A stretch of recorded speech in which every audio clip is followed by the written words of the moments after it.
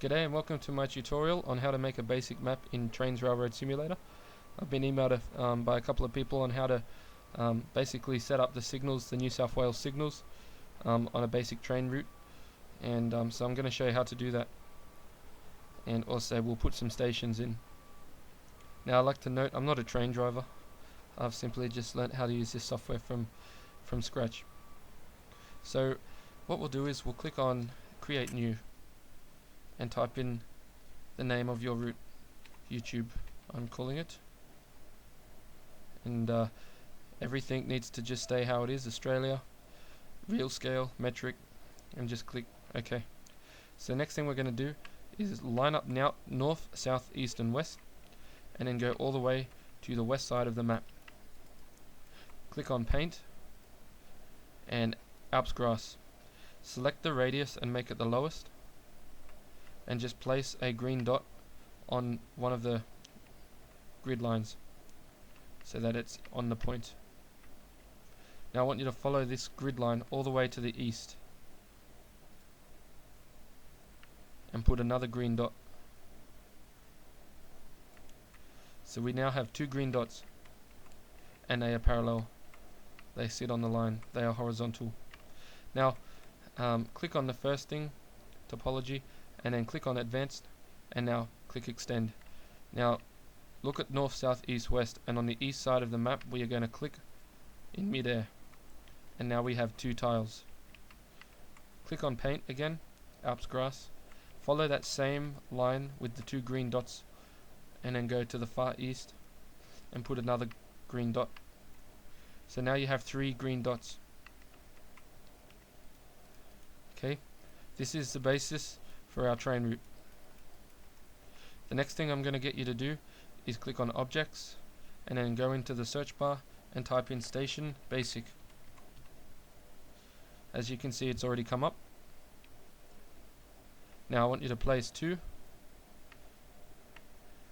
As you can see, they're overhanging the side of the map, so we're going to click Move, and we're going to line up the south station on the line with the green dot, and then next we're going to spin the second station around 180 degrees so that the tracks bump up to each other. So now with the two yellow dots touching, it looks like we have one station with two island platforms. So have a look. The south station, or the south platform, sits on the green dot line, so there you go. Let's now go to the other side of the map, the east. Let's do the exact same thing.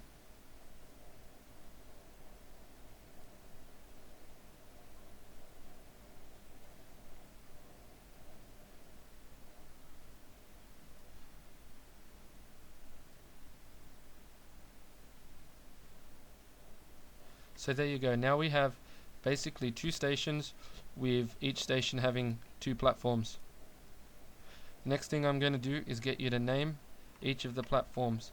So by doing that, you need to click on the question mark. It'll come up with a little highlight, Edit Properties. Click on the invisible platform. Let's start with the north one on the east side and type in East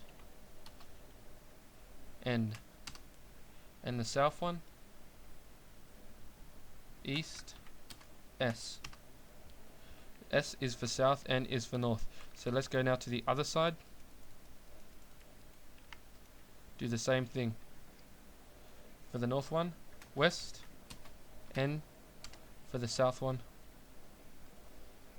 West, S. So these stations are basically east and west. Now the next thing we're going to do is join these stations with track. So click on here, on tracks, or press F4. Now the first track that comes up in my list is 4M standard bumper. I think it's stock, so we're going to use that track and join the N platforms together and the S platforms together. And you'll notice that the station basic objects, the track will actually change over to what you've connected to it. Now the very next thing we're going to do is extend the track from the sides of the platforms out. Try to keep them straight. As you can see, mine aren't that straight.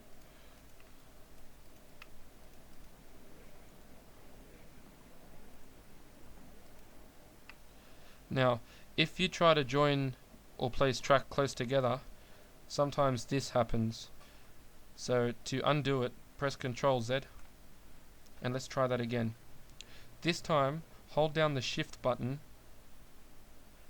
and no matter how close you are to the already placed piece of track, it will never actually join. So that's when you hold the Shift button down, and that will happen. You'll get stuck in that situation at least once when making a route or a route. Okay, so now we have two stations with a little stubs of track on each end. The next thing we're going to do is place some station platform. So click onto Spleen in Objects and search T side, and in the list, platform QR.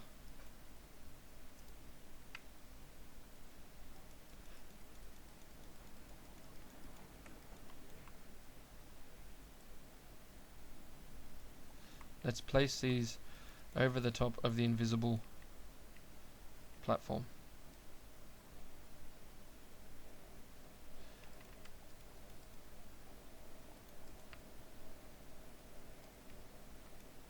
Make sure you get the white lines on the right side. In this situation, the white lines indicate where the train track is, and the yellow line is obviously the safety line. So that's the west station. Now let's do the east. Sorry, that was the east station. Now let's do the west. This one I'm not going to do so fine. This one's a bit more rougher.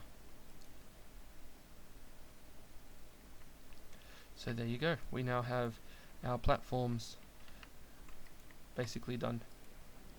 The next thing we're going to do is put in some junctions and some points, which basically allow the trains to terminate on either platform and then change and travel to the next station on the correct train track.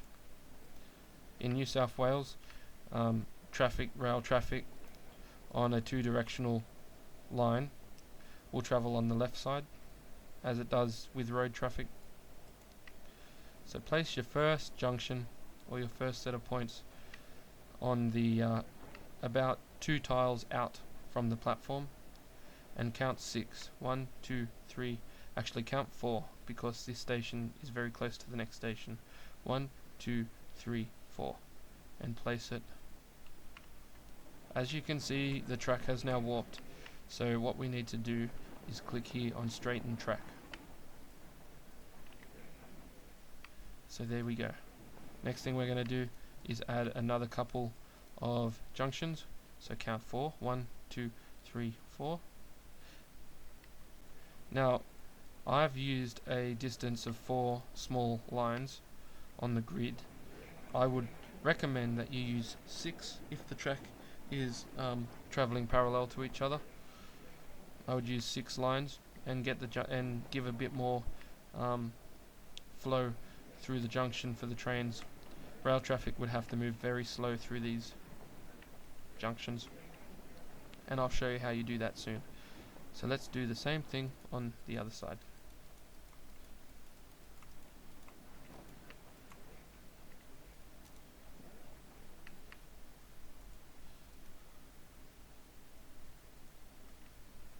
So let's straighten the track as we go to make sure that our next set of junctions don't change the format of the parallel lines.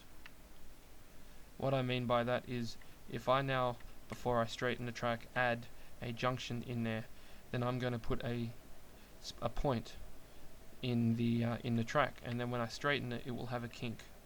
We don't want the kink. So there we go. Now our junctions are all done. The next thing we are going to do is add some signals.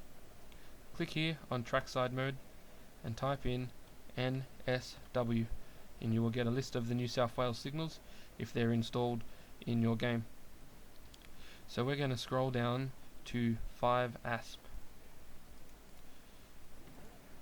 the 5 asp stands for 5 aspect, and I want you to place it on the left side of the north platform, sorry, the south platform on the east side of the station, so we're at the east station.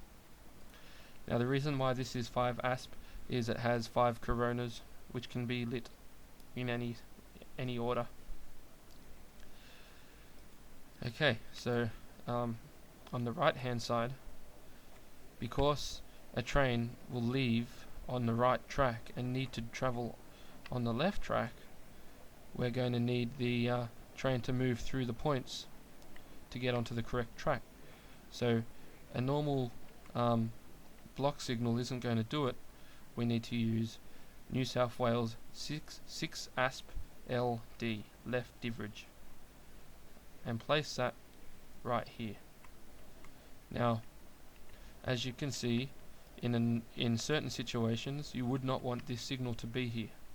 Okay, so I've placed this so I can show you how unnecessary this signal is placed right here in the middle. So we're going to remove it, and if you go down in the list to the very next one, New South Wales 6 asp LD RH, you will see the RH, that stands for right hand side.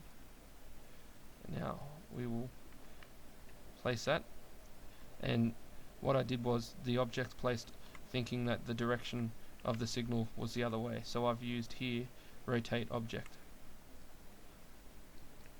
So there we go. Now we are going to fix these signals. This signal is already fixed. It's set as a absolute signal, so when this says red over red, it means stop and you must not proceed, because it's protecting dangerous hazards, and these points could be set in an order that if a train passed, the train would derail. So this signal, having the coronas all in a parallel line up and down, means it's an absolute stop. And the same goes for this signal. This signal has an extra corona which gives a caution turnout. So basically the turnout indication is yellow over yellow, and that means that ahead you're gonna go through points and end up on the other track. So I've just noticed I need to straighten that track. Okay, so for this signal to work, we need to name the junction that is going to be affected when the lights change. So what we're going to do is move up here to junction 10. Junction 10 is the set of points where the train will move through onto the other side of the track. So we need to put junction 10 in this signal. The way we do that is click the question mark and then click on the signal, and see here it says select main junction. We are going to choose junction 10. Let's set the speed limit through the turnout at 30 kilometers per hour,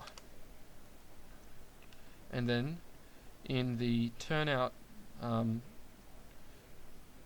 route you've got a list of junctions, because this signal could be set up so that a train can only move through when all of the junctions in this list are set,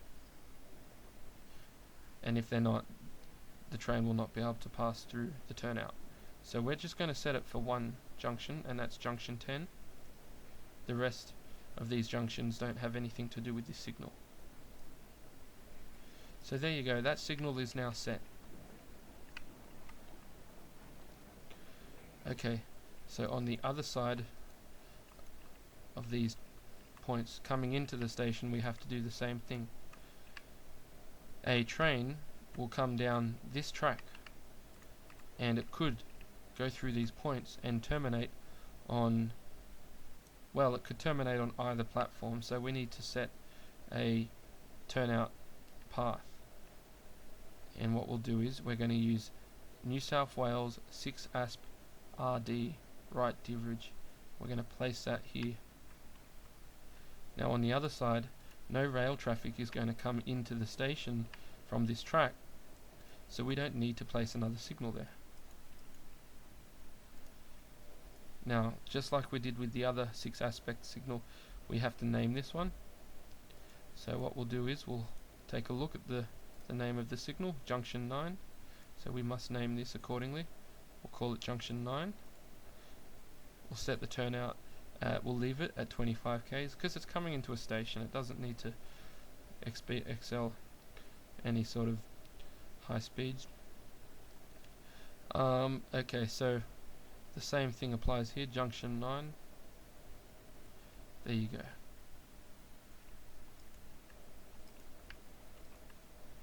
So that's set. That is now set. We'll do the same thing for the other side of the map. We'll put here right devrij. And this is set a little differently. The first turnout that the train will go through is junction 7. So this one is going to be called junction 7. We'll leave the speed at 25 kilometers per hour. Now because this is a right devrij signal, I should have also mentioned you need to set the direction of the turnout. It's to the right. Now let's click on junction 7 and there you go. So that is now set. I must fix up this signal. So for those watching, make sure you set all your right devrij signals. Look, I've already done it, so you can see here I've already set it to the right. So there we go. And all the ones that go to the left, they default to the left. Place some signals here. Now this is the same, so we need the right hand side, and the junction will be junction 4. We'll set the speed at 30 and the path will also be junction 4. And upon leaving this platform, those points need to be protected too. We use New South Wales 5 ASP, as you would have seen on the other station. So there you go. Try not to put your signals too close to the platforms, because as I've done here, if I put a track marker very close and these say stop, the train might stop before it gets to the marker and these signals might be at stop, which means if you set your schedule, if you create schedules and the train must get to the marker before these junctions can be changed to allow rail traffic to travel through, then you'll have a crash, because sometimes rail traffic stops 10 meters before the stop aspect. So make sure you don't have these signals too close to the platform like I've done. What I'll do is I'll put them a little bit further away using the move tool. So there you go. That would solve that problem. Okay, now the next thing we're going to do is put some signals in the middle of the track. So we will now go to the middle of the track and put in New South Wales 5 aspect on both sides, just like that. Now let's travel further down the track, and you can see that we have a signal that is protecting points. Now in New South Wales, a standard setup for signals means that if you have a signal protecting points, you need to have a signal protecting this signal, and it must or should have an absolute stop.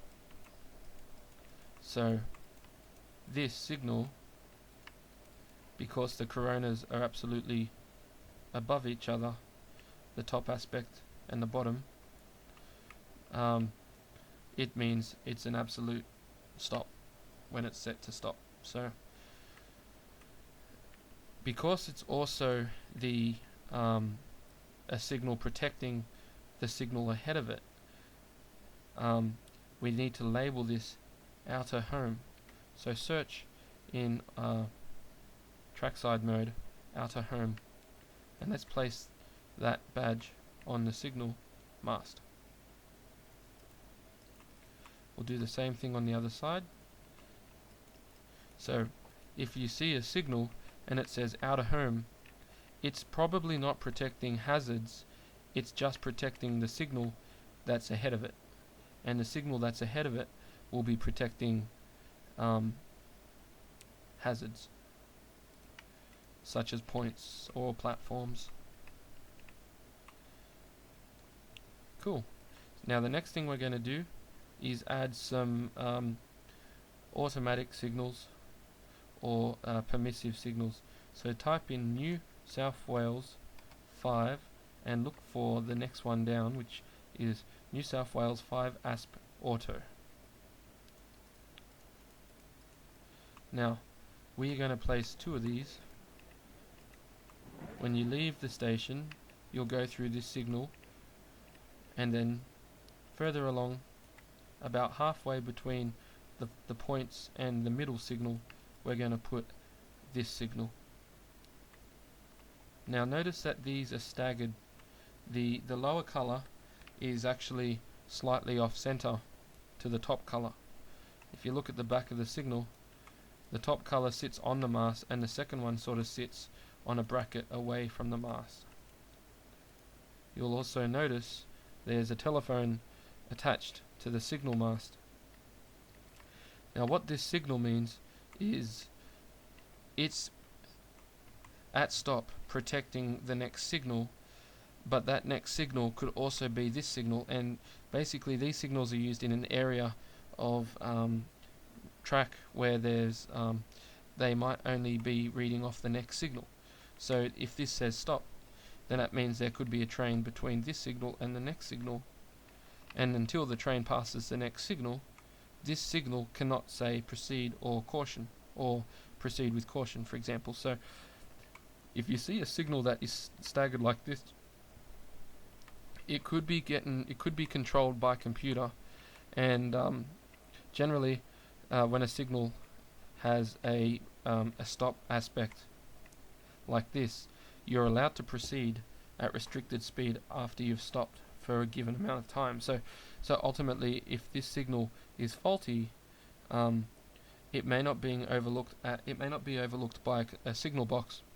So there's a phone, and you could be very far out from a station or from a signal box. So these phones will be connected to the overhead power lines. So these signals are generally not overlooked by the signal boxes, especially when those signal boxes are controlling signals such as these, where trains are travelling through points at all times of the day. So this signal here is an outer home signal protecting the next signal. This signal is an automatic signal, and it's telling you that what the next signal is at, or it's telling you that a train has just passed it. I don't really know how else to explain that. We'll do the same thing here. There you go. So now this is completed. So what we'll do is let's place a train on the track. I'm just going to place 2 of these, and let's go in and we'll save it as YouTube. And I've just clicked on the TGV train, which is a mode which allows you to control the speed of the train via a dial rather than the controls within the cabin. So we have a stop aspect, which means these points must be set. There we go. So we can proceed. Try to make sure that you've got the right engine selected, and if the train starts going in the opposite direction, change to cab view, and that whatever engine you've got selected in cab view, the train will detect what direction you want to travel by clicking on the cab view on a carriage that's facing a certain direction. So let's travel through these points, and we now get to our first automatic signal. So we're going to slow down at a regulated speed because it says proceed, and prepare for the next signal to be at caution.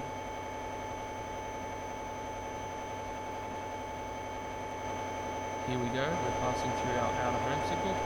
It says proceed and prepare to stop. It could also be read as proceed till the next signal, because it might be saying stop. And as you can see, that signal is at stop. So we'll stop at the signal. Now if this was an automatic signal or a permissive signal, chances are we could pass it after we've stopped without any problems, because trains can only travel in this direction on this track. So if this was an absolute signal, which it is, it's protecting hazards. Unless it's labelled with an OH, in which case it's protecting the next signal. Alright, so now let's set these points. There we go. We can now proceed.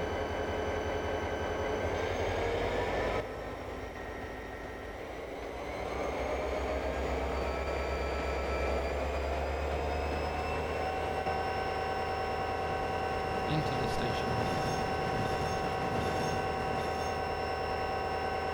And we will stop at the platform, just like that.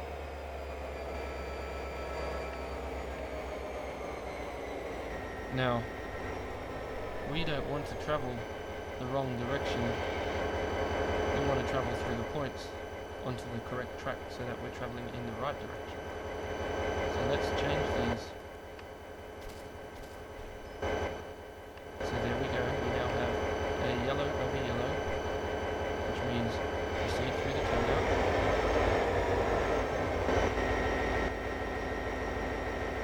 And make sure you do it at whatever the speed is that it says, which would be 30 km per hour. I'm travelling at 56 kilometers per hour. You can see my junctions are very close together. So, okay, so here's our next signal. Alright, so if this said stop and I proceeded at a regulated speed, I would only be travelling into an area that may have a train in it. I'm not travelling into an area where the points would be set out of this track, or points set for a train coming into this track. So we'll travel past this signal and be prepared to stop. And generally that means at a regulated speed. I'm pretty sure you actually have to travel at a regulated speed if the signal says proceed and prepare to stop at the next signal. We'll stop here. This time, instead of travelling through, we're going to change tracks and terminate this train on the other platform. And so there you go. So we'll travel through the turnout. Just like that at extreme speeds, but you shouldn't do that. And then stop. So there you go. So that is basically how you set up the New South Wales signals on a basic track with two stations that basically go between east and west. The other thing I need to note is when you create a train line, and on this train line there's going to be an end to the track, well, you need to make sure you set these points correctly, for one. But this says proceed. Now if this train wasn't stopping at this station, this indication would be very wrong, because it would be saying you can travel to the next signal. The thing is, there's no next signal, and this is why I got you to put these stubs onto the end of the platform. I want you to go into the trackside mode and type in track end, and look down till you get to T side rail end. Place these here. Do the same thing on the other side.